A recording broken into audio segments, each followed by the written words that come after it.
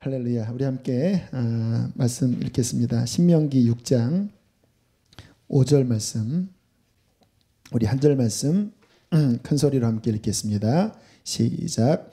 너는 마음을 다하고 뜻을 다하고 힘을 다하여 내 하나님 여호와를 사랑하라. 아멘. 기도합니다. 하나님, 예물 드린 손길들을 축복합니다. 저들의 마음을 기쁘게 받으시고 주님, 이 예물을 통하여 주님과 더 깊은 교통을 나누게 하옵소서. 예수님의 이름으로 기도했습니다. 아멘. 한 달 전쯤인가요? 제가 한 교우댁을 신방을 했는데 진짜 놀라운 간증을 들었어요. 아직 교회 등록하지 않은 분이십니다. 그 따님의 아버님이신데요.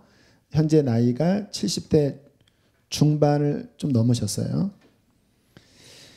그런데 60대 중반 이후부터 성경 필사를 하기 시작하셨다는 거예요.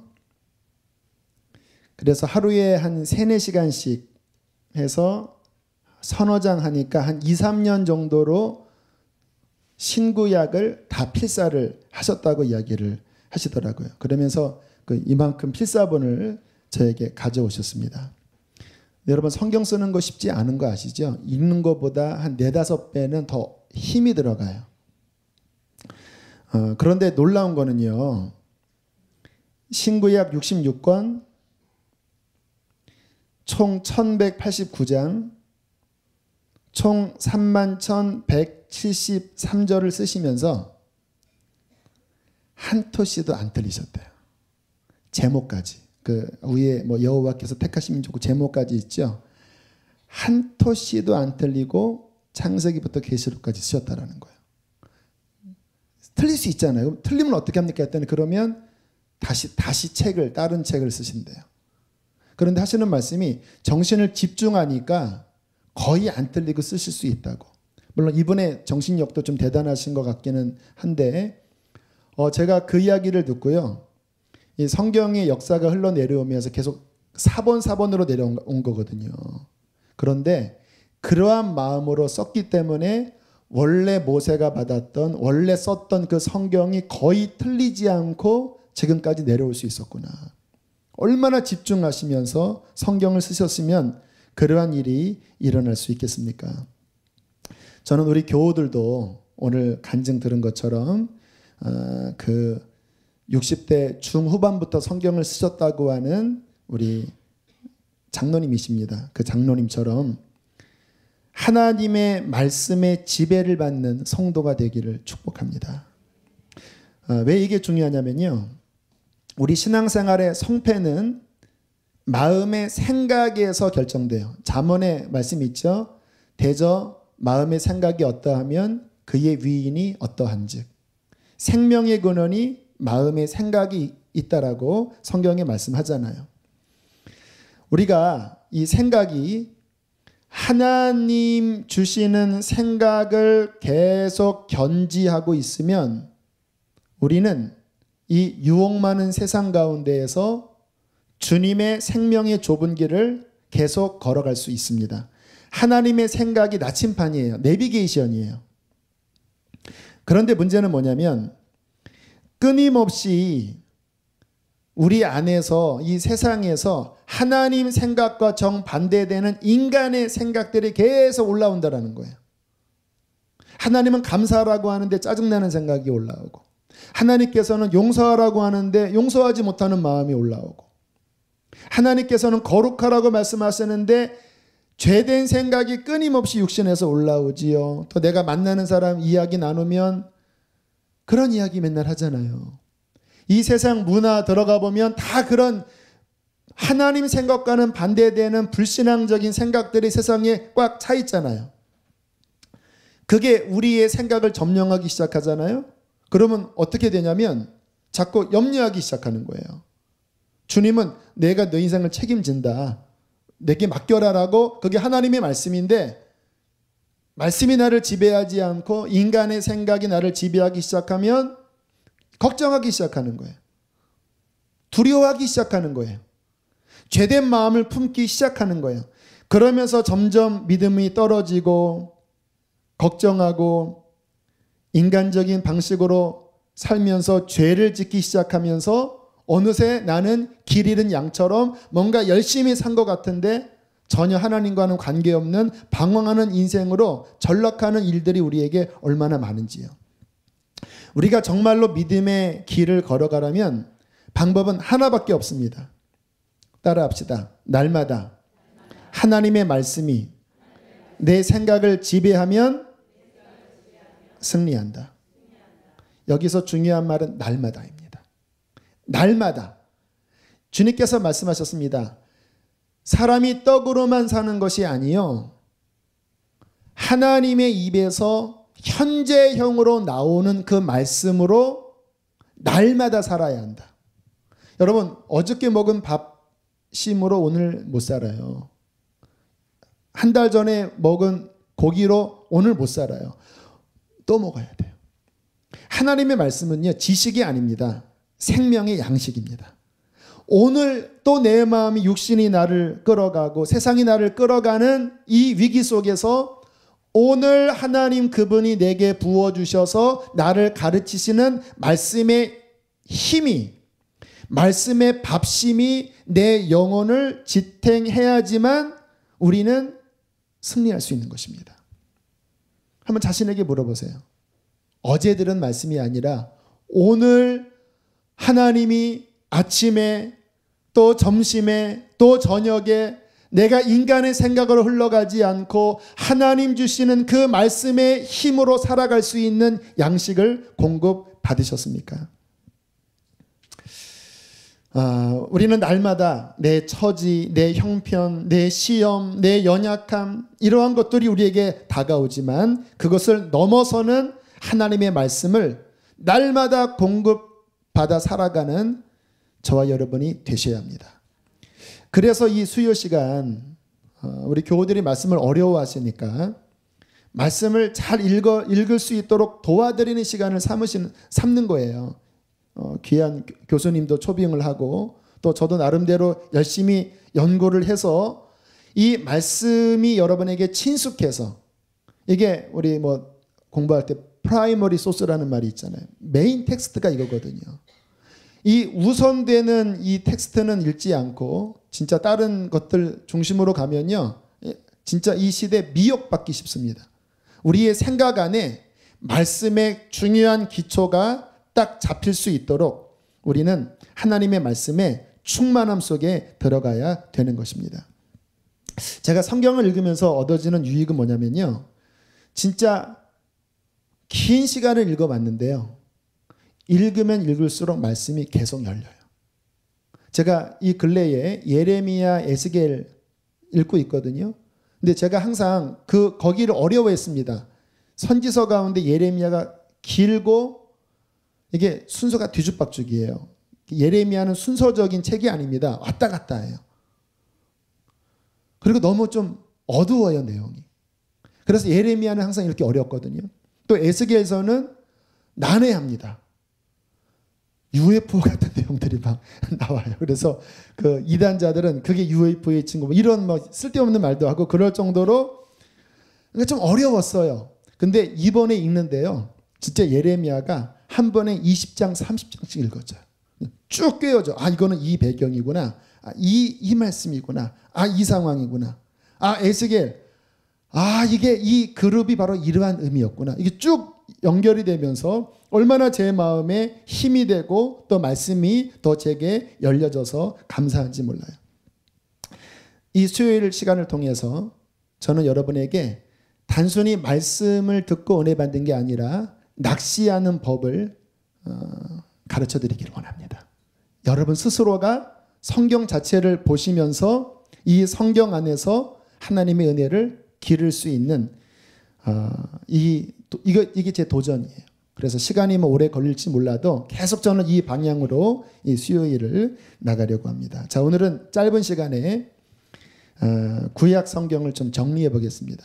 아까 간증하신 그 집사님이 쓸데없는 믿음을 가졌잖아요. 난 평생 성경을 결코 읽지 않을 것이다. 많은 분들이 성경이 복잡한 책이라고 생각합니다. 아주 단순합니다. 구약 성경이요. 아주 단순해요. 그래서 진짜 마음 먹고 한 달이면 다 읽을 수 있는 책이에요. 마음을 그렇게 잡수시기를 바랍니다. 자, 구약 성경은 몇 권이죠? 총 39권. 창세기부터 말라기까지이지요. 자, 구성을 보면요. 일단 구성을 좀 우리가 뼈대로 이해를 하셔야 되는데 처음에 나오는 5권의 책이 중요하다고 김재구 교수님이 이야기하셨죠. 모세오경, 창세기, 출애굽기, 레위기, 민수기, 신명기. 저는 여러분에게 질문을 해도 다치게 하지 않습니다. 편안하게 대답을 하세요. 자, 모세오경이 나오고요. 그 다음 두 번째가 역사서입니다. 그래서 여호수아서부터 역대상하, 에스라, 느헤미야, 에스더까지 글자 그대로 역사 이야기입니다. 지금 나눠드린 요 프린트물이고 이따가 잠깐 설명을 하겠지만, 그래서 성경을 제대로 이해하려면요, 고 이스라엘 역사 속에서 언제 선지자가 등장했는지, 이스라엘 역사가 어떻게 흘러갔는지에 대한 뼈대가 잡히면요, 그 뼈대 사이에 선지자가 어떠한 배경에서 이 말씀을 했는지가 딱 정리가 되면 성경이 갑자기요 살아 움직이기 시작해요. 그거를 모르면 성경이 이게 도대체 어떠한 배경에서 나온 말인지가 그 말이 그 말 같거든요. 근데 요 뼈대 북왕국, 남왕국 역사, 포로기 그 사이에 어떻게 선지서가 들어갔는지를 이해하면 성경이 확실하게 이해가 될 수 있는 것입니다. 제가 성경을 묵상하는 기본 원리를 좀 나누면요, 이 부분은 정말 중요하다고 생각하는데, 제가 성경을 연구하는 1차적인 목적은요, 따라하겠습니다. 성경의 원래의 기록 목적을 파악하는 거다. 굉장히 중요합니다. 어떠한 배경에서 하나님이 그 상황에서 왜 그렇게 말씀하셨는지를 이해하는 게 성경 이해의 첫 번째예요. 그것 없이 아전인수격으로 그냥 아무렇게나 끌어다니면서 하면, 물론 하나님도 그렇게 큐티하면서 은혜를 주시긴 해서요. 그런데 잘못하면요, 성경의 원래 의도와는 맞지 않는 적용을 할 수 있어요. 아까 이야기했던 내 시작은 미약하였으나 내 나중은 심히 창대하리라, 그 말씀이 벽에 걸면 안 되는 말씀입니다. 왜냐하면 나중에 하나님께서 그 말씀 다 뒤집어요. 친구들이 한 말 다 잘못됐다 그럽니다. 그냥 자기 좋으라고 내 사업 잘 되라고 하는 그러한 부적식으로 말씀을 끌어당기면요, 그래도 은혜를 받고 때로는 응답을 받지만 힘있게 나오지 않아요. 제가 이단들과 대화할 때 저는 이단들 이야기하면 다 꺾을 수 있어요. 왜냐하면 이단들의 성경 해석은요, 성경의 원래의 의도와 배경을 무시하고 이 말씀 자기 원하는 그 한 절 한 절씩만 뽑아요. 그래서 걔네들 말 들으면 맞는 말 같거든요. 근데 제가 앞뒤 문맥 살피면서 원 의도를 이야기하면 말 못해요. 성경을 원래의 의도를 파악을 해서 그때 말씀하신 하나님이 동일한 성령님이시니까, 물론 환경이 달라요. 이스라엘이고 지금은 2013년을 살아가니까. 그러나 원리는 똑같아요. 그때도 인간은 죄인이고 지금도 인간은 죄인이고, 그때도 성령님이 같은 마음으로 이야기를 하시고 지금도 같은 마음으로 이야기를 하시기 때문에 성경을 원래의 의도를 파악하고 성령님을 통하여 지금 적용하면요, 지금 우리에게도 정확하게 동일한 그 원래의 맥락에 맞는 말씀으로 우리에게 적용시킬 수 있는 거예요. 제가 설교를 할 때나 제가 말씀 묵상할 때 가장 강력한 기름 부으심이 임할 때가요, 지금 제가 말씀드린 그 방식입니다. 제가 그동안 창세기 하면서 뭐 바벨탑 이야기를 하거나 노아 이야기를 하는 게 다 원래의 말씀의 의미를 뽑아내서 지금 우리의 상황에 성령의 도우심으로 조명했을 때 항상 주님께서 기름 부으심을 주셨거든요. 그래서 자, 그러한 그 마인드를 가지고 성경을 묵상하라고 하는 말씀을 나누길 원하고요. 자, 이제 간단하게 창세기부터 계시록까지, 창세기부터 말라기까지를 우리가 살펴볼 텐데요. 자, 성경 제일 처음에 뭐가 나오죠? 천지, 창조가 나와요. 짧은 분량이지만 어떻게 보면 가장 중요할 수 있는 말씀입니다. 천지 창조의 최고봉은 사람 창조입니다. 왜냐하면 하나님께서 만물을 창조하셨지만 하나님의 목적은 인간 창조였어요, 결국은. 그리고 이 성경 신구약 66권 전체는 하나님이 인간을 창조해 놓고 그 인간에게 계속 하신 말씀이 성경 이야기이잖아요. 자, 하나님께서 인간을 창조하셨는데 왜 인간을 창조하셨는지에 대해서 이해를 하셔야 돼요. 왜? 하나님이 왜 인간을 창조하셨는지를 이해해야지만 그 다음에 계시록까지 하나님이 왜 그렇게 말씀하셨는지에 대한 하나님의 그 마음을 이해할 수 있는 거예요. 자, 하나님이 인간을 왜 창조하셨을까요? 한마디로 정리하면 사랑하려고 창조하셨습니다. 하나님이 저와 여러분을요, 그냥 동물처럼 만들지 않고 영원한 사랑의 대상으로 창조하신 거예요.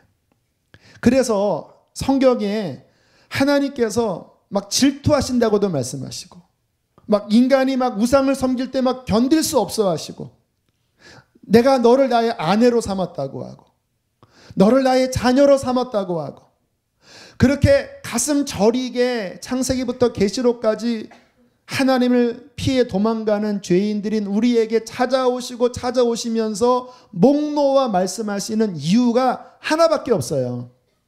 우리를 사랑하시기 때문에 그러는 거예요. 하나님께서 결국은 그 아들 예수님을 보내주셔서 우리를 영원한 주님의 나라에 영원히 거하는 그의 복된 자녀, 그의 신부로 우리를 삼아 주셨습니다. 자, 성경 전체를 보면요. 자, 오늘 읽은 본문을 다시 한번 살펴보는데 이 성경 전체에서 가장 중요한 계명이 무엇이냐라고 묻는 서기관의 질문에 예수님께서 이 말씀으로 대답을 하셨습니다. 우리 함께 말씀을 다시 한번 읽어볼까요? 자, 가장 중요한 하나님의 마음이 담긴 계명. 자, 신명기 6장 4절부터 5절, 우리 2절만 같이 읽겠습니다. 시작. 이스라엘아 들으라. 우리 하나님 여호와는 오직 유일한 여호와이시니 너는 마음을 다하고 뜻을 다하고 힘을 다하여 내 하나님 여호와를 사랑하라. 하나님께서 우리에게 요구하시는 것은 이겁니다. 성경 전체의 선지서를 보든 시편을 보든 모든 하나님의 말씀의 그 마음의 동기는 이거예요. 내가 너를 사랑의 대상으로 창조하지 않았느냐. 내가 너한테 요구하는 것은 다른 게 아니라 네 마음을 나한테 달라. 그게 창세기부터 계시록까지 한 말씀이에요. 단순하게 보셔야 합니다. 한 말씀이에요. 너 나 사랑하느냐? 그거 물어보시는 거예요. 여기 결혼하신 분들 그 부부 사이에 늘 여자분들이 남자한테 묻는 질문이 뭐죠? 자기 나 사랑해? 계속 이 질문하잖아요. 사랑한다고. 그러면 또 나 사랑하는 거야? 지겹게 질문을 하는 거예요. 근데 결국은 부부 사이에 나오는 말은 많지 않습니다. 결국은 진짜 너 나 사랑하냐. 사랑하는 대상, 부모가 자녀한테 결국 물어볼 때도요. 너 누가 제일 좋아? 사랑하는 관계에서 물어보는 거는 하나가 가장 중요해요. 네 마음이 정말 나한테 있느냐. 하나님이 우리를 극진히 사랑하시는 존재로 지으셨을 때 하나님이 저와 여러분에게 끊임없이 확인하는 것은 하나입니다. 네 마음이 어디 있느냐. 너는 내가 너를 나의 형상대로 지었고 내 전체의 마음을 너한테 주었다. 너를 질투하기까지 사랑하는 하나님인데 내가 너를 사랑하는 것처럼 너는 너의 마음을 다하고 너의 뜻을 다하고 너의 생명을 다하여 나를 사랑하라. 이것이 내가 너한테 주는 오직 유일한 명령이라고 말씀을 하는 것입니다. 자, 하나님을 사랑한다면 그 다음에 우리가 해야 되는 것은 무엇일까요? 이게 성경의 신구약 전체의 핵심인데 주님이 우리에게 원하시는 계명은 하나님 사랑하는 거예요. 자, 하나님 사랑하면 그 다음에 반드시 따라가야 될 것이 뭐지요? 말씀의 순종이에요. 하나님 사랑하라. 그러면 그 다음 따라오는 것은 주님이 하신 말씀에 청종하고 순종하며 따라가는 거예요. 그러면 무슨 일이 벌어집니까? 하나님은 복의 근원이시기 때문에 하나님 안에서는요, 모든 존재들이 복됩니다. 주님께서 인간을 창조하실 때 복된 존재로 창조하신 거예요. 복덩어리로 창조하신 거예요. 왜? 하나님 그분이 은혜가 풍성하신 하나님이에요. 그분은 우리를 골리거나 우리를 굴리거나 그 목적이 아니에요. 하나님은 우리에게 복을 이미 주신 하나님이십니다. 근데 어떠한 관계 속에 있을 때 그 복이 임하냐면 우리가 하나님을 사랑하고 그분이 하신 말씀에 순종의 길을 걸어갈 때, 물론 외형적으로 어려운 일들이 있지만 그러나 하나님이 주신 엄청난 복락 안에 우리의 마음이 평안하고, 그리고 우리의 모든 환경에 하나님이 계획하신 축복이 우리의 삶에 쭉 펼쳐지는 것, 이것이 하나님의 창조 계획이라는 거예요. 기복주의 아닙니다. 기복주의는 뭐냐면 내 마음대로 살면서 복 주세요, 이게 기복주의고요. 성경의 복은요, 하나님 그분 사랑하고 그분께 순종하며 걸어가면 그 삶 자체가 충만한 복이 된다라는 것이 성경에서 말씀하시는 복인 것입니다. 자, 이것이 하나님이 우리에게 원하시는 건데, 우리가 마음에서 하나님이 우리에게 자유의지를 주셨잖아요.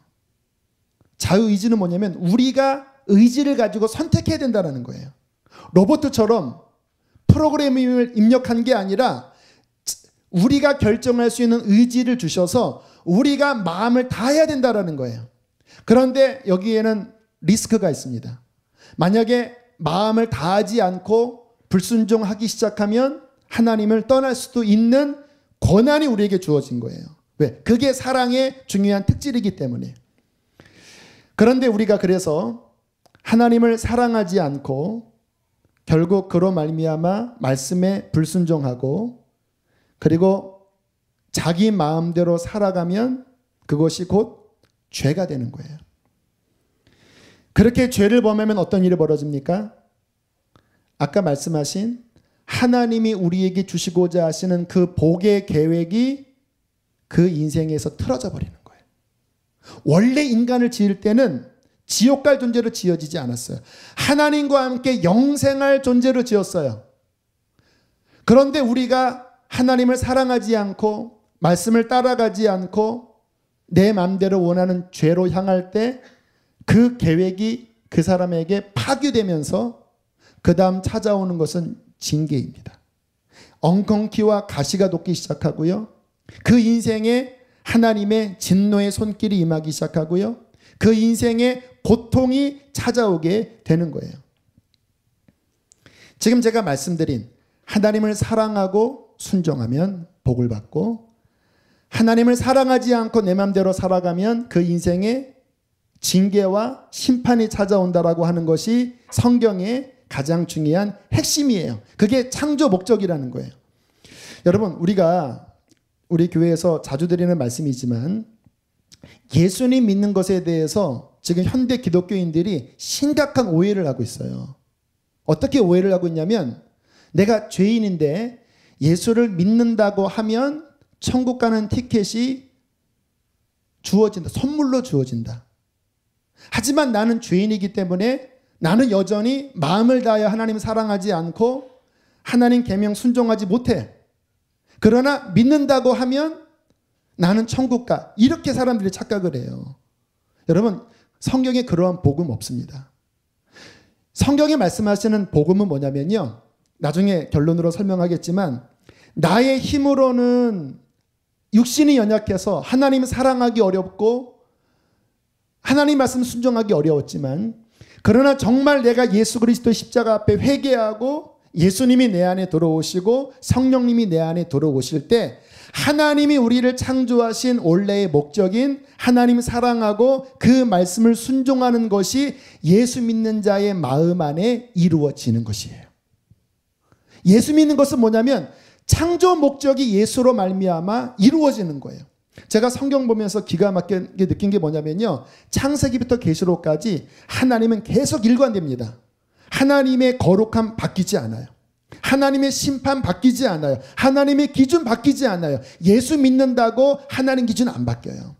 구약이나 신약이나 언제나 하나님의 목적은 하나입니다. 너나 사랑해라, 내게 순종해라. 구약은 실패했다면 신약에 와서 예수 그리스도와 성령을 통하여 하나님의 목적을 이루며 살아갈 때 우리의 삶에 하나님의 구원이 온전히 이루어지게 되는 것입니다.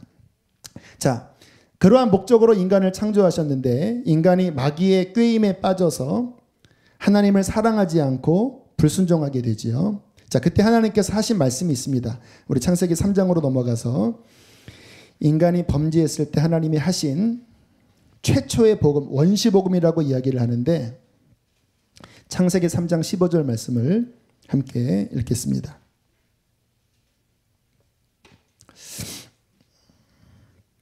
읽겠습니다. 시작.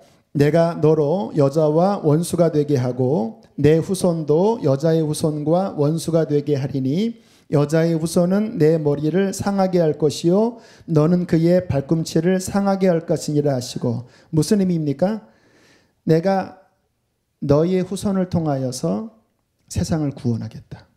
여자의 후손에게서 메시아를 보내서 죄에 빠지게 했던 사탄의 역사를 짓밟겠다. 그리고 난 다음에 성경의 역사는요, 하나님이 그 아들 메시아를 보내려는 역사예요. 그게 구약이에요. 그리고 신약은 그 메시아가 온 거예요. 그리고 이 말씀처럼 사탄의 머리를 밟으시는 것. 이게 그 이후에 중요한 성경의 맥락입니다. 자, 그렇게 하나님이 계획을 하시면서 창세기가 진행될 때 창세기의 그 다음 중요한 게 뭐냐면 12장입니다. 우리 창세기 12장으로 넘어가셔서 자, 세상을 구원하려는 하나님의 계획의 시작점이 아브라함이에요. 그리고 이스라엘 민족입니다. 자, 12장 2절로 3절 함께 읽겠습니다. 시작. 내가 너로 큰 민족을 이루고 내게 복을 주어 내 이름을 창대하게 하리니 너는 복이 될지라. 너를 축복하는 자에게는 내가 복을 내리고 너를 저주하는 자에게는 내가 저주하리니 땅의 모든 족속이 너로 말미암아 복을 얻을 것이니라 하시니라. 자, 아브라함을 통해서 하나님이 무엇을 이루겠다고 말씀하시냐면 한 민족을 이루겠다. 한 나라를 이루겠다. 이게 성경의 그 다음 역사예요. 아브라함을 통해서 한 나라를 만드시는 거예요. 왜 나라를 만드시는지 아세요? 이 나라를 통하여 이스라엘만 편애하시겠다고 하는 의미가 아니에요. 성경 가만히 보세요. 3절 후반절에 뭐라고 말씀하시냐면 땅의 모든 족속이 너로 말미암아 구원을 얻으리라 그 말이에요.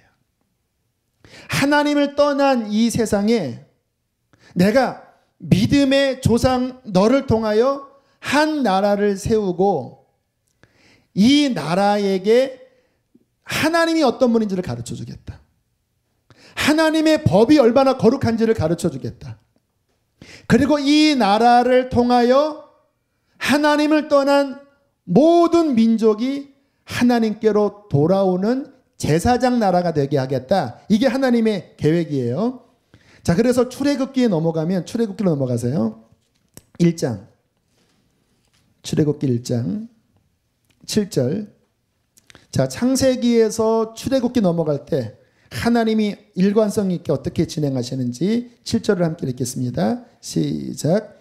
이스라엘 자손은 생육이 불어나 매우 강하여 온 땅에, 이게 무슨 의미예요? 약속의 성취잖아요. 큰 민족이 이루어진 거예요. 애굽이라는 자궁 안에 들어가서 한 민족이 400년 만에 형성이 된 거예요. 그리고 하나님의 권능으로 출애굽을 시키십니다. 자, 19장으로 넘어가 보세요. 출애굽기 19장. 자, 이스라엘 사람들을 이제 출애굽 시키셔서 시내산에 데려가신 다음에 아브라함에게 하셨던 똑같은 말씀을 하십니다. 출애굽기 19장 5절로 6절 함께 읽겠습니다. 시작. 세계가 다 내게 속하였나니 너희가 내 말을 잘 듣고 내 언약을 지키면 너희는 모든 민족 중에서 내 소유가 되겠고 너희가 내게 대하여 거룩한 백성이 되리라. 너는 이 말을 이스라엘 자손에게 전할지니라. 온 세계를 내가 구원하겠다라는 거예요. 그러나 먼저 네가 창조의 목적인 나를 사랑하고 내 계명을 지키면 너희가 제사장 나라가 되겠다라는 거예요. 제사장은요, 중보자입니다. 제사장은 혼자 구원받는 게 아니라 하나님과 백성 편에 서서 인도하는 거예요. 이스라엘이 하나님 말씀에 순종하면 이스라엘 통하여 온 열방이 그 이스라엘의 하나님을 보고 구원 얻게 하겠다. 아브라함에게 하셨던 동일한 말씀을 지금 모세를 통하여 이스라엘 백성에게 하시는 거예요. 그리고는 이제 하나님께서 이스라엘에게 드디어 법을 주십니다. 시내산에서 십계명을 주시고 그 다음에 여러 제사법도 주시면서 약 11개월 동안 시내산에서 하나님이 법을 주세요. 왜? 하나님이 원하시는 것은 단순한 나라가 아닙니다. 하나님이 다스리는 나라를 세우시는 거예요. 하나님이 다스리는 게 뭡니까? 말씀. 하나님의 율법이 다스리는 나라를 세우도록 말씀을 주신 다음에 중요한 24장으로 넘어가 보세요. 출애굽기 24장 6절로 8절 6절로 8절 읽어보겠습니다. 시작. 모세가 피를 가지고 반은 여러 양푼에 담고 반은 제단에 뿌리고 언약서를 가져다가 백성에게 낭독하여 듣게 하니 그들이 이르되 여호와의 모든 말씀을 우리가 준행하리이다. 모세가 그 피를 가지고 백성에게 뿌리며 이르되 이는 여호와께서 이 모든 말씀에 대하여 너희와 세우신, 이게 몇 번째 언약일까요? 첫 언약, 구약입니다. 올드 테스타먼트, 과거의 언약, 첫 언약이에요. 첫 언약의 핵심은 무엇입니까? 하나님께서 법과 계명을 주시면서 말씀하시는 것. 이거 지켜라. 이 법을 지키면 너희는 내 백성이 되고 열방을 구원할 제사장 나라가 될 것이다. 그리고 너희 인생이 복될 것이다. 그리고 피를 뿌리면서 이 고대시대 계약의 핵심은 피거든요. 지키지 않으면 죽겠다라는 말이에요. 모세가 염소와 양의 피를 뿌리면서 하나님과 그의 백성 사이에 첫 언약이 맺어져요. 자, 그렇게 출애굽기에 언약을 맺은 다음에 민수기에 드디어 하나님이 언약하신 가나안 땅으로 이제 출발해요. 그런데 질문하겠습니다. 그 언약을 한 다음에 이스라엘 백성들이 하나님의 약속을 지켰을까요? 지키지 못했을까요? 어이없이 지키지 못해요. 어느 정도냐면요, 모세가 산에 올라가는 그 틈도 견디지 못하고 금송아지 만들질 않나. 막 하나님께서 구름기둥 불기둥으로 막 그냥 눈에 보이게 아침이면 만나가 떨어지고 막 고기 먹고 싶다고 하면 막 새들이 막 밑으로 막 다니면서 나 좀 먹어주세요 하면서 막 그렇게 다녀도요, 이스라엘 사람들이요, 그 속에서 일어나는 우상숭배의 욕구, 음욕의 욕구 감당 못해요. 결국은 하나님의 원 계획이 시내산 지나고 곧장 가나안 땅 들어가게 하시려고 하셨는데, 여러분, 하나님의 법은요, 이게 신구약 전체에 똑같아요. 말씀 순종하는 자가 그 하나님의 복을 받는 거지요. 아무리 첫 언약 속에 들어가고 하나님의 기적을 봤어도요, 그들이 믿지 못하고 불순종하자 뭐가 떨어집니까? 징계가 떨어지는 거예요. 너희 세대 가나안 못 들어간다. 결국 40년 동안 뺑뺑이 돌면서 갈렙과 여호수아 믿음의 사람 2명 빼놓고는 다 죽죠. 그리고 가나안에 들어가는 세대가 누구 세대인지 아세요? 여호수아 세대입니다. 여호수아의 신약 이름이 뭔지 아세요? 예수 세대입니다. 예수 세대. 그림자예요. 가나안을 얻어 들어가는 것은 모세 율법이 아니에요. 예수 세대. 예수 세대는 어떤 세대입니까? 정말 여호수아서 보세요. 여호수아서는요, 구약은 전반적인 게 다 실패의 분위기인데요, 여호수아서는요 승리하는 책입니다. 하나님 말씀에 물론 중간중간에 몇 번의 흔들림이 있었지만 전체 그림을 보면요, 철저하게 순종해서 하나님의 약속이 그 세대에 그대로 이루어져요. 가나안 땅을 정복했습니다. 그러나 여호수아가 죽고 다시 또 그들에게 마치 암세포가 퍼지는 것처럼 또다시 가나안 땅에 있는 죄가 급속도로 이스라엘에게 퍼지기 시작해요. 하나님의 백성이 죄에 빠집니다. 그러면 반드시 또 뭐가 와요? 징계가 와요. 그럼 하나님의 백성들이 뭐합니까? 하나님을 아니까 그들이 회개하고 살려달라고 부르짖죠. 그러면 하나님은 자비하시기 때문에 어떻게 하십니까? 용서하시고 구원을 베푸시는 거예요. 그럼 그들이 기뻐해요. 그런데 그 믿음을 조금 더 지키지 못하고 오히려 그 다음에 또 더 타락하고 그러면 더 강한 징계가 임하고 또 그들이 부르짖으면 하나님이 용서하시고 구원자를 베푸시고 회복되고 또 더 빠지고 이 사이클 죄, 징계, 회개, 구원, 더 큰 죄, 더 큰 징계, 극심한 회개 하나님 이게 사사기 내내 계속 뱅글뱅글 도는 것이 사사기의 모습이에요. 자, 그러다가 사무엘 상으로 오면요. 갑자기 백성들이 이상한 요구를 하나 합니다. 무슨 요구였을까요? 왕 세워달라. 왜 그렇게 이야기했는지 아세요? 사사기는 뭐냐면요.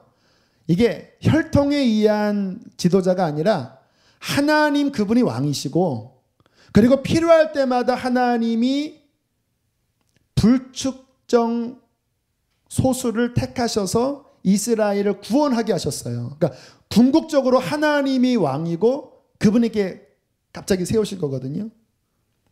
그런데 이게 믿음이 없으니까 불안한 거예요. 그 다음 또 사사가 나올 수 있을까? 그리고 옆에 암몬 다른 족속 보니까 왕정 국가를 세우면서 강력한 군주 국가들이 형성되거든요. 그러니까 하나님께 와서 뗐습니다. 우리도 왕 세워달라고. 하나님께서 뭐라고 말씀하시냐면 이렇게 말씀하십니다. 너희는 왕 세우는 것으로 나라가 잘 되는 거 아니다. 물론 좋은 왕이 세워질 때 잠깐 좋을 수 있어요. 그러나 악한 왕이 세워지면 그 악한 왕 때문에 나라 전체가 망해요. 왕 때문에 너희가 살고 죽는 게 아니다. 너희의 살고 죽는 것은 너희와 나와의 관계 속에 있는 거다. 여러분 하나님의 백성들이요. 자꾸 어려워지면요. 뭔가 좀 이렇게 어디 이사를 가고 또는 뭔가 나를 도와줄 사람을 만나고 뭔가 좀 내 삶에 뭐 환경이 바뀌면 그러면 좀 숨통이 트이겠지 생각을 하는데요. 그동안 경험해 보셨잖아요. 그렇게 환경이 바뀌면 잠깐 좋지 그 다음에 또 문제가 생겨요. 하나님의 백성에게 정답은요. 환경과 주변이 바뀌는 게 아니라 하나님과 나와 바른 관계만 맺어져 있으면 그분께서 내 삶을 이끌어 가시는 거예요. 제가 지난번 이 수요 시간에 이야기했죠. 이스라엘의 지정학적 위치가 절묘한 위치인 거 아십니까? 하나님이 일부러 이스라엘 사람들 요 가나안 땅에 딱 심으셨거든요. 그리고 이 가나안 땅을 향하여 말씀하시기를 창세부터 새말까지 내 눈이 함께한다. 여기는 내 선민이 들어가서 거해야 될 땅이다. 그런데 이 나라가 이 지역이 좋지 않은 지역입니다. 왜냐하면 지도 머릿속에 있는 사람 한번 생각해 보세요. 이스라엘이 있으면 그 아래쪽에 전통적인 고대 강호 이집트가 살고 있고요. 또 이스라엘 동쪽으로 가면 역사를 제패했던 아시리아, 바벨론이 여기서부터 일어났고요. 위쪽 지중해 건너가면 천년 세계를 지배했던 로마가 다스렸고요. 그런데 중요한 거는요. 이 지정학적 요충지가 요 이스라엘 땅입니다. 그러니까 유럽에서 세상을 정복할 때 가나안을 지나서 이집트 아프리카로 들어가고 가나안을 지나서 아시아로 가고요. 아시아에서 흥왕할 때 가나안을 지나서 이집트 아프리카로 들어가고 가나안을 지나서 유럽으로 가고 이집트가 올라갈 때 가나안을 지나서 유럽으로 가고 가나안을 지나서 아시아로 가고 그러니까 여기는요. 강대국 틈 속에 있는 우리나라랑 비슷해요. 하나님이 일부러 여기다 심으셨어요. 왠지 아십니까? 이스라엘이 약하지만 그 환경 속에서 하나님과 바른 관계 속에 있으면요. 기적이 벌어지는 거예요. 하나님의 살아계심이 이 지정학적 위치 속에서 드러나는 거예요. 왕을 잘 세우고 군대를 잘 세워서 이스라엘이 이기는 게 아닙니다. 이스라엘은 하나님과 바른 관계에 있으면 하나님이 왕이 되시고 하나님이 병거가 되셔서 이스라엘의 하나님임을 온 열방이 드러내는 거예요. 그러면 사람들이 그 이스라엘을 보고 하나님이 너희와 함께 하는구나. 내가 이스라엘의 하나님께 굴복하겠다. 내 우상을 버리고 하나님만을 섬기겠다. 이렇게 간증할 수 있는 나라가 이스라엘이에요. 그래서 하나님은 늘 이스라엘에게 말씀하시기를 너희의 살고 죽는 핵심은 나와의 관계다. 동일한 말씀을 하나님이 저와 여러분에게도 하신다고 믿습니다. 우리가 사는 거는요, 머리 똑똑한 거 아니에요. 오히려 나 잘났다고 하면요, 그 자기 꾀에 넘어갑니다. 우리가 사는 길은 나의 하나님, 나의 구원자, 그분과의 바른 관계 속에 있으면 그분이 우리를 살리시고 지키시고 높여 주실 것입니다. 자, 하나님께서 허락하세요. 하나님은 인자하시기 때문에 주의 완전한 뜻이 아니었을지라도 허락하세요. 사울왕 세웠습니다. 처음에 잘 나갔다가 넘어졌죠. 그 다음에 다윗왕이 세워집니다. 잠깐 흔들렸지만 끝까지 잘 나갔어요. 그리고 그 다음에 솔로몬 처음에 잘 나갔다가 결국 넘어졌습니다. 그리고 난 다음에 그 표에 있는 것처럼 지금 좀 미스프린트가 됐네요. 그 북왕국 이스라엘의 멸망과 남왕국 멸망 연도수가 바뀌었습니다. 북쪽이 721년이고 남쪽이 586년 7년 그 사이입니다. 자, 먼저 북왕국부터 살펴보면요. 북왕국 이스라엘은 약 200년간 존속이 돼요. 왕들 숫자는 한 20여 명 정도가 됩니다. 그러니까 거의 한 왕마다 몇 년이 한 5년 정도? 10년인가요? 10년 정도밖에 가지 못했죠. 뭐 엉망진창으로 삽니다. 바알 섬기고 금송아지 섬기고 성경을 보면 어떻게 이렇게 살까 할 정도로 북쪽 나라는요. 지금 북한처럼 엉망진창으로 살아요. 하나님이 징계하셨습니다. 기근도 찾아왔고 적들에게 침략도 당했어요. 이때 선지자들이 활동을 합니다. 어떤 선지자였을까요? 선지자는요, 두 종류가 있습니다. 활동 선지자가 있고 기술 선지자가 있습니다. 활동 선지자는 성경을 쓴 게 아니라 그 시대에 외친 사람들이에요. 북쪽 나라에 유명한 선지자 두 명 있죠. 누구죠? 엘리야와 엘리사. 이들은 기술 선지자 아닙니다. 활동 선지자였습니다. 하나님의 살아계신 능력을 하나님을 떠난 그 백성들에게 외치면서 끝까지 하나님이 포기치 않고 하나님께로 돌아와라, 하나님께로 돌아와라 외쳤지만 결국 그들이 순종하지 않아서 721년 북왕국이 아수르에 의해서 망해버려요. 자, 열왕기하 17장으로 가보겠습니다. 열왕기하 17장 591쪽 보겠습니다. 자, 20절 말씀 함께 읽겠습니다. 열왕기하 17장 20절 시작. 여호와께서 이스라엘의 온 족속을 버리사 괴롭게 하시며 노략군의 손에 넘기시고 마침내 그의 앞에서 쫓아내시니라. 23절. 여호와께서 그의 종 모든 선지자를 통하여 하신 말씀대로 드디어 이스라엘을 그 앞에서 쫓아내신지라. 이스라엘이 고향에서 아수르로 오늘까지 이르렀더라. 그리고 아수르 이 나라에서요, 그 북왕국 이스라엘의 수도가 사마리아거든요. 이 사마리아에 자폰 정책을 씁니다. 이방인들과 섞어버려요. 얼마나 지금 이게 이스라엘의 치욕과 망신인지 아십니까? 이들은 혈통이 중요하거든요. 그런데 북쪽 나라가 망할 때 사마리아에 자폰 정책을 써서 이스라엘의 혈통 거의 다 망가져 버렸습니다. 이때 그래서 남쪽 유다가 사마리아 사람들을 증오하는 이유가 너희들 다 혼혈아들이다. 민족적인 혈통 순수성 갖지 못했다. 그게 이때 벌어지게 됩니다. 자 여기 나눠드린 프린트물에 보면 선지자가 사역했던 그 시기를 보면요. 북왕국 이스라엘에 3명의 선지서가 나오죠. 누구죠? 호세아, 아모스. 이 3명이 북쪽 나라에서 기술 선지자였습니다. 호세아, 아모스는 이스라엘을 향하여 선포했고요. 요나는 구개용이었습니다. 요 니느웨라고 하는 아수르 나라를 향하여 예언했던 사람이 요때 사역을 한다라는 것 기억을 하시고요. 자, 남쪽 유다. 남쪽 유다도 뭐 별반 다를 게 없어요. 성경을 보면. 물론 중간중간에 괜찮은 왕들이 나왔습니다. 여호사밧, 히스기야, 요시야 같은 왕들은 하나님 뜻대로 살려고 개혁을 일으켰어요.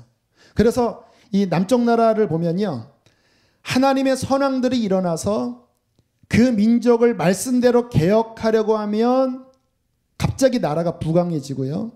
그리고 그들 안에 예배의 회복이 일어나면서 기쁨이 충만해져요.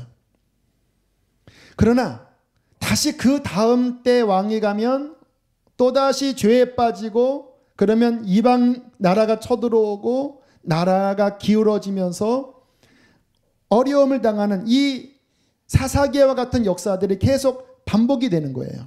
자, 남쪽 나라에서 사역했던 선지서, 자, 보시길 바라요. 왜 이거를 보셔야 되냐면요, 지금 성경에 기록되어 있는 성경 선지서의 순서가 분량대로 대충 큰 분량이 앞에 와 있기 때문에 이게 연대 기순이 아닙니다. 그래서 도대체 어떠한 배경에서 예레미야가 나왔고 뭐 에스겔, 이게 연결이 안 되니까 이게 머릿속에 잘 안 들어와요. 자, 아래 보시면, 프린트물 보시면요, 요엘 오바다가 남쪽 나라 유다 좀 초반부 중반 정도에서 요엘 오바다가 사역을 했고요.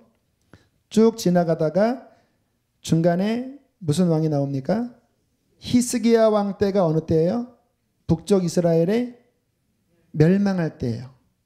이때 이미 남쪽 나라도요, 이미 기울어 가고 있습니다. 이때 나온 선지서가 누굽니까? 이사야가 나와서 남쪽도 망할 것을 계속 예언합니다. 미가 선지자 나오고요. 그리고 유다의 끝쯤 가면 그 다음에 나오는 선지자가 나훔, 예레미야가 거의 이스라엘 망하는 그 끝에 굉장히 긴 시간 이스라엘이 유다가 망할 것이라고 선포하고요. 스바냐 나오고요. 하박국 나오고요. 그 다음에 망한 다음에 그 사이에 다니엘과 에스겔이 나오고요. 그 포로 이유는 좀 이따 다시 설명해 드릴게요. 자, 선지자, 남쪽 나라는 주로 기술 선지자, 그러니까 책을 기록한 선지자가 나오는데요. 선지서 보면 내용이 길지만요, 핵심은 세 가지입니다. 두 가지는 제가 맨 결론 때 이야기할게요. 첫 번째 뭐냐면요, 선지서가 했던 말은 한마디입니다. 회개하라.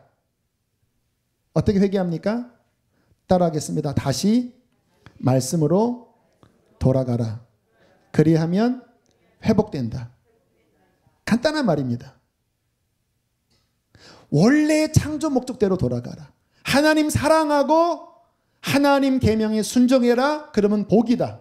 이 계속 같은 말이에요. 그런데 너희들이 하나님 사랑하지 않고 우상 숭배하면서 범죄하니까 징계와 멸망이 찾아오고 있다. 회개해서 다시 옛적 그 선한 길, 아브라함이 걸었던 길, 모세가 걸었던 길, 다윗이 걸었던 그 길로 돌아가라. 그리하면 나는 오늘이라도 너희 모든 죄를 사할 것이다. 오라, 우리가 서로 변론하자. 너희 죄가 주홍같이 붉을지라도 양털같이 희게 될 것이다. 오늘 회개하면 다시 내가 너희에게 언약한 모든 민족의 제사장 나라가 되는 그 언약을 내가 이루겠다. 그게 내 뜻이다. 그러나 범죄하면 나의 언약이 너희에게 이루어지지 않게 되는 것이다. 그렇게 수없이 많은 선지자가 외쳤지만 결국은 남쪽 나라 유다는 북쪽 나라보다 약 135년, 길지 않은 시간밖에 유지가 되지 않아요. BC 586년 7년경에 바벨론에 의해서 망해버리게 됩니다. 근데 이것도 망하는 이 과정을 보면요, 한 번에 망하지 않아요. 3차 정도에 걸쳐서 바벨론이 들어왔다가 처음에 너희들 똑바로 해 그럽니다. 그게 610년 그 어간에 바벨론이 유다 한번 점령해요. 그러면서 요때 끌고 간 포로 중에 다니엘과 세 친구들이 있습니다. 그러면서 왕을 바꿔버립니다. 너희들 말 잘 들어야 돼. 그런데 그때 초기에 예레미야가 외쳤던 예언은 뭐냐면요, 아직 기회가 있다라는 식의 예언이에요. 회개하면 비록 바벨론의 침공에 왔지만 다시 회복될 수 있다. 그러한 예언들이 나오거든요. 그런데 말을 듣지 않아요. 예레미야 때립니다. 옥에 가둡니다. 막 음식 주지 않습니다. 다시 한번 바벨론의 두 번째 다시 590년경에 또 쳐들어와요. 그때 끌고 간 선지자가 누군지 아세요? 에스겔입니다. 아직 망하지 않았어요. 지금 뭐를 보여주려고 하는지 들어보세요. 하나님이 그의 백성 망하게 하실 때 한 번의 심판 안 하시더라고요. 계속 기회를 끝까지 주시는 거예요. 그래도 결국 시드기야 왕 때 말을 듣지 않자 예레미야서의 예언을 보면 전반부에는 기회가 있는 말씀이었는데 후반부 가면 이제 끝났다. 이제는 바벨론에게 항복해서 포로로 끌려가면 목숨은 건진다.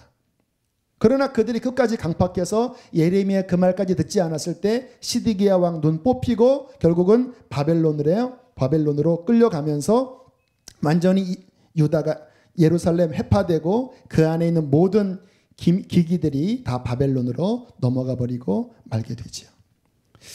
제가 성경을 보면서 이번에 깨달은 게 있어요. 예레미야서로 한번 넘어가 보세요. 구약 성경 예레미야 32장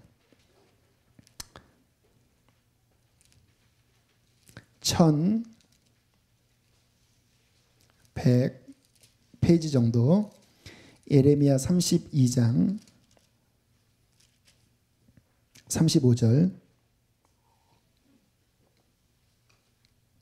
한 목소리를 읽겠습니다.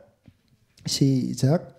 흰놈의 아들의 골짜기에 바알의 산당을 건축하였으며 자기들의 아들들과 딸들을 몰래 앞으로 지나가게 하였느니라. 그들이 이런 가증한 일을 행하여 유다로 범죄하게 한 것은 내가 명령한 것도 아니요 내 마음에 둔 것도 아니니라. 무슨 말이냐면요. 지금 네가 이렇게 사는 것은 내 원래 계획 아니었다 그 말이에요. 하나님이 그 백성을 향한 계획은 뭐냐면요. 제사장 나라가 되는 거룩하게 하나님의 법에 순종하는 나라가 되는 거예요. 그리고 그들이 온 열방을 구원할 빛이 되는 거예요. 그런데 하나님의 그 어마어마한 계획을 그들이 파기하고 죄 가운데 거하니까 하나님의 계획이 그들에게 결국은 깨어져 버리고 오히려 징계가 찾아오잖아요. 그러니까 이런 겁니다. 신부로 세우려고 했는데 창녀가 돼버린 거예요. 아들로 부르셨는데 원수가 돼버린 거예요. 극상품 포도나무를 심었는데 먹지 못할 들포도가 맺혀버린 거예요. 이게 하나님의 한탄이십니다. 여러분, 하나님께서 저와 여러분을 향한 완전하신 계획이 있으십니다. 중요한 거는요, 그게 저절로 이루어지는 게 아니에요. 우리가 그 하나님의 완전한 계획 안에 순종으로 들어가서 주님 안에 거하고 주님이 내 안에 거할 때에 하나님의 그 복의 아름다운 뜻이 우리의 삶에 펼쳐지게 되는 것입니다. 여러분 자신에게 질문하세요. 지금 여러분이 지내고 있는 삶이 경제적인 것 이야기하는 거 아니에요. 영적으로 이야기하는 거예요. 지금 여러분의 마음가짐, 여러분의 입술의 말들, 여러분의 영적 상태가 하나님이 여러분에게 계획한 그 온전한 수준일까요? 주님께서 우리에게 계획하신 것은 생수의 강이 흐르고 예수 그리스도의 빛이 흘러가고 하나님의 온전하심처럼 우리도 온전해서 원수를 사랑하고 화평케 하는 자가 되고 세상의 소금이 되고 빛이 되고 우리 안에는 성령의 9가지 열매가 맺혀지고 우리로 말미암아 구원의 100배의 결실이 맺혀지고 주님처럼 십자가까지 지는 그 하나님의 어마어마한 주님 나라에서 왕권을 이어받을 주님의 신부로 주께서 우리를 부르셨습니다. 그게 하나님의 계획이에요. 근데 지금 우리의 모습이 조그만 것도 용서치 못하고 입에는 불평불만이 가득하고 내 안에는 성령의 열매가 없고 짜증과 원망과 분노와 그런 마음으로 살아간다면 그것은 하나님이 원래 계획한 게 아니에요. 순종하십시오. 말씀을 살피십시오. 다시 말씀 안에 들어가서 주님 안에 거한다면 하나님의 그 온전한 축복이 우리 안에 다시 한번 작동되게 될 것입니다. 자, 바벨론 포로로 끌려갔어요. 그곳으로 끝났습니까? 그렇지 않아요. 세상을 구원하시려는 하나님의 계획은 결코 마지막까지 포기되지 않으셨습니다. 인간의 죄와 불순종보다 더 끈질긴 것이 하나님의 사랑이십니다. 결국 70년 만에 포로에서 다시 복귀하게 됩니다. 자, 프린트를 보세요. 자, 3차에 걸쳐서 복귀하는데요. 첫 번째 누구를 통해서 옵니까? 스룹바벨. 스룹바벨이 돌아와서 한 일이 뭐지요? 성전 건축. 이때 한 5만 명이 돌아옵니다. 그때 쓰여진 성경이 뭐예요? 에스라 전반부, 또 학개 스가랴. 학개 스가랴에 보면 성전 건축해라, 성전 지으면 하나님이 함께하겠다, 그 말 나오거든요. 요때 쓰여진 성경이고요. 그 다음에 2차 귀환이 누구 때 옵니까? 에스라. 에스라가 와서는 하는 일이 예배의 확립, 말씀을 다시 한번 회복하면서 예배의 확립을 해요. 요때 에스라 중후반부가 나오고요. 세 번째는 누가 돌아옵니까? 느헤미야가 와서 무슨 일을 합니까? 무너진 성벽을 수축해요. 그리고 난 다음에 끝이 말라기예요. 근데 참 구약을 보면 허탈한 게 뭐냐면요, 그렇게 회복을 많이 말씀하셨는데도요, 포로 귀환까지 마치고 끝에 말라기의 모습 보면 똑같이 힘 빠진 모습이에요. 하나님이 우리를 사랑하기 못 사랑해. 아유, 나 11조 내지 않을 거야. 아유, 이 예배 드리는 게 이제 번패스럽다, 귀찮다, 그냥 아우. 그래서 그냥 저는 것, 그냥 찌그러진 거, 그거 그냥 간신히 한번 예배 드려주는 그러한 모습으로 전락해버리고 많은, 그 말라기 이후에 하나님은 400년 동안 침묵하십니다. 저는 구약을 예전에 읽을 때 되게 허탈했어요. 아니, 그렇게 회복에 대한 말씀이 많이 나오는데 구약을 보면요, 이게 찝찝하게 끝나요. 회복이 안 되고 끝나요.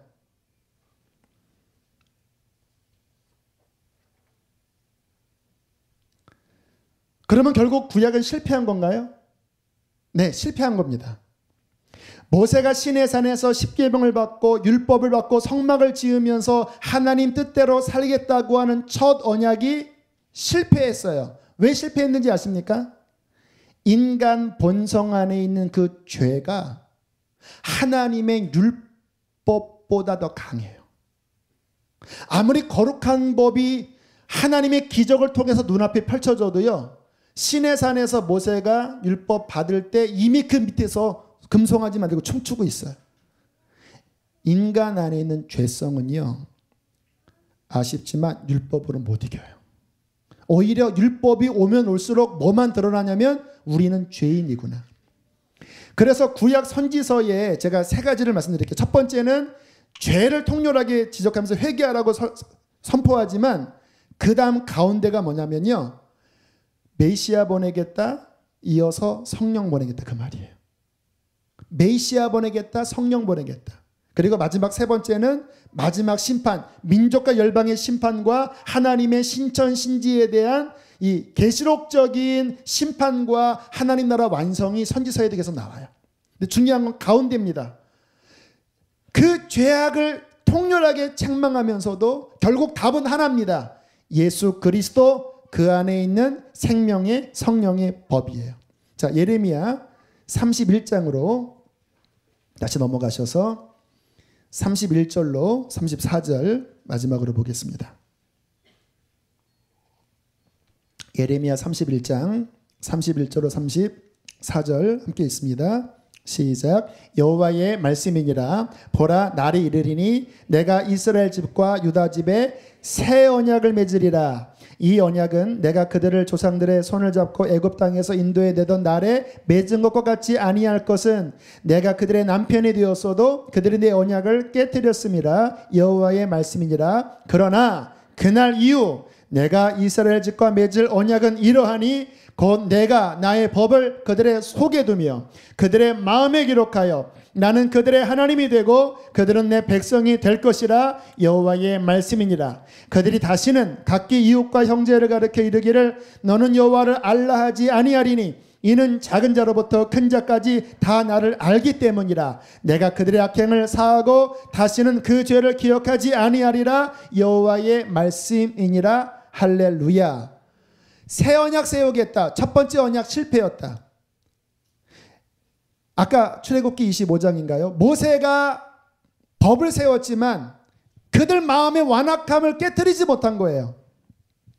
그러나 그날 이후 언제일까요? 예수 그리스도 십자가 사건 그날 이후 새 언약을 맺을 텐데, 그 언약은 뭐냐면 십자가를 진실로 믿은 자의 심령 안에 성령을 부으시는 겁니다. 어떻게 천국 갑니까? 율법으로 안 된다. 물과 성령으로 이 속이 뭐 해야 된다고요? 거듭나야 한다.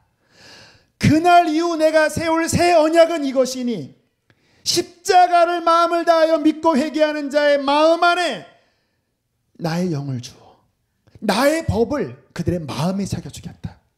돌판에 새긴 법 가지고는 이게 안 변하니까 못 지키는 거예요. 그러나 그날 이후에는 생명의 성령의 법이 이 안에 하나님의 법을 세워서 작은 자로부터 큰 자까지 가르치지 않아도 성령이 임할 때 그 영이 하나님을 아버지라 부르게 되는 것입니다. 할렐루야. 구약을 읽어보면요, 결국은 손가락은 하나라고 하고 있어요. 수없이 하나님이 말씀하셨지만 결국 손가락은 하나입니다. 예수 그리스도, 그 안에 있는 생명의 성령의 법. 성령을 보면서요, 여러분, 결국 우리 힘으로 안 돼요. 저도 아무리 애써봤자 실패하더라고요. 제가 할 일은요 하나밖에 없습니다. 예수 그리스도 십자가 바라보는 거예요. 그리고 회개하고 그 예수님 안에 있는 생명의 성령의 법이 내 안에 들어오도록 믿고 의지하고 주님께 순종할 때, 나로서가 아닌 하나님의 은혜와 생명의 성령의 법으로 창세기 1장으로 돌아갑니다. 하나님을 뭐예요? 사랑하고, 사랑하니까 뭐예요? 순종하고. 하나님의 창조의 그 원형이 이제 십자가 안에 있는 생명의 성령의 법, 이것을 믿음으로 우리 안에 일어날 때 우리는 하나님의 원 계획대로 그의 신부가 될 것이고 그의 자녀가 될 것이고 그와 동행하여 영원한 하나님의 나라를 유업으로 얻게 될 것입니다. 여러분, 영적으로 고통스러우시나요? 답답하시나요? 뭔가 풀리지 않나요? 구약에서 표시판을 향한 그 곳을 다시 이 시간 바라보십시오. 예수 그리스도, 그 안에 있는 생명의 성령의 법, 오늘 이것이 우리 안에 역사할 때 우리는 승리하게 될 것입니다. 함께 이 시간 함께 찬양하고 기도합시다. 자, 구약 전체가 정리된 거예요. 하나만 나올 때 설명할게요. 시편은요, 다윗 때부터 포로기까지 전체에 걸쳐서 기록됐고요. 잠언, 전도서, 아가서는 솔로몬 때 기록됐고요. 욥기는 좀 별종입니다. 창세기가 배경이에요. 어디에 들어가지 않아요. 욥기는 따로 보시기 바랍니다. 함께 우리 찬양하겠습니다.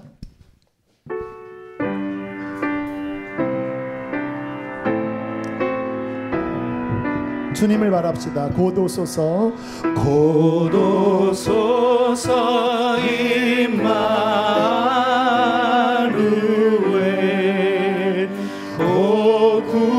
이스라엘의 그 갈급함과 절박한 마음을 느끼며 주님을 바랍시다. 그 포로 생활 고달파 메시아 기다립니다.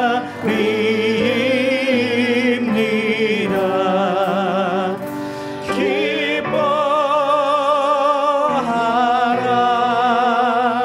이스라엘, 곧 오시리라 임마누엘.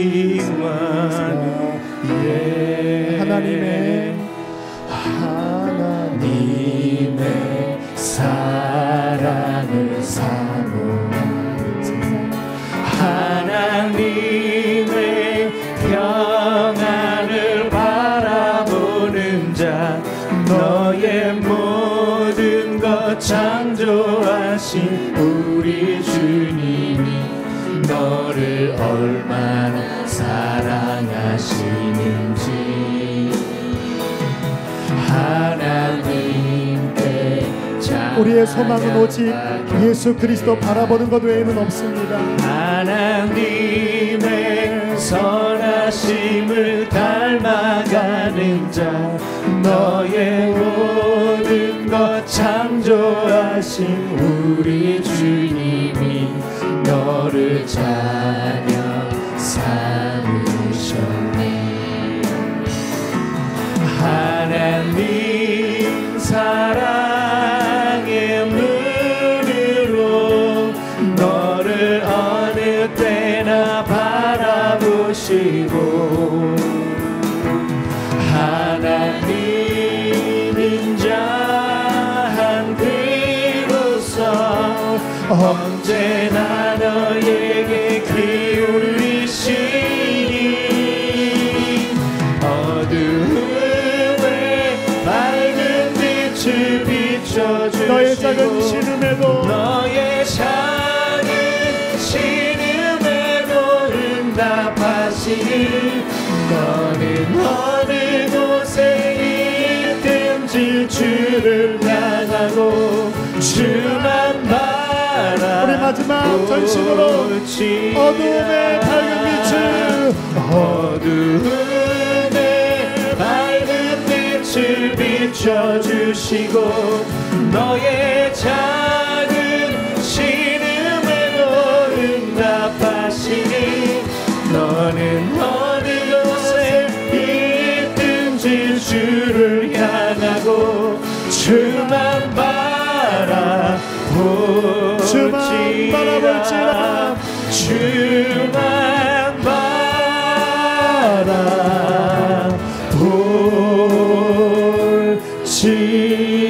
바라볼지라. 여러분, 이 시간 여러분의 삶의 답을 다시 한번 선포합니다.